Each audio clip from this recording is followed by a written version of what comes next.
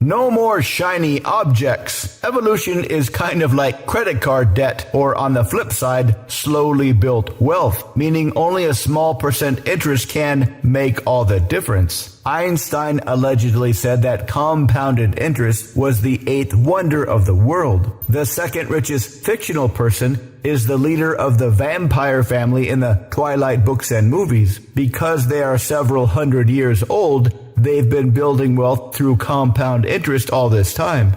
The first richest is Scrooge McDuck.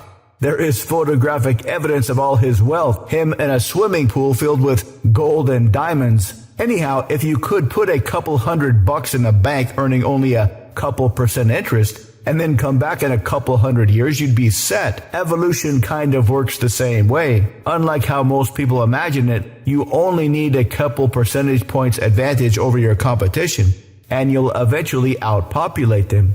Let's say one tribe has on average a 1.2% replication rate. Compared to a tribe with a 1.1 replication rate, the first one would eventually outpopulate the second one. Now that we've set this up, let's imagine a split test. Two different tribes, each chasing a woolly mammoth. Everything is the same except for one difference. One tribe sees the woolly mammoth, but they have a kind of hallucination about that woolly mammoth. They actually believe that once they kill that animal, everybody will live happily ever after. This is not true, but they believe it. It's not a rational belief. They didn't decide to believe this. This false belief is driven by their DNA. The second tribe, they know that when they kill the woolly mammoth, they'll eat it, they'll enjoy it for a couple of weeks, but then it's back to hunting. They can see beyond the killing of the woolly mammoth. The first tribe only sees the immediate success, but lucky for them, Mother Nature's got their back.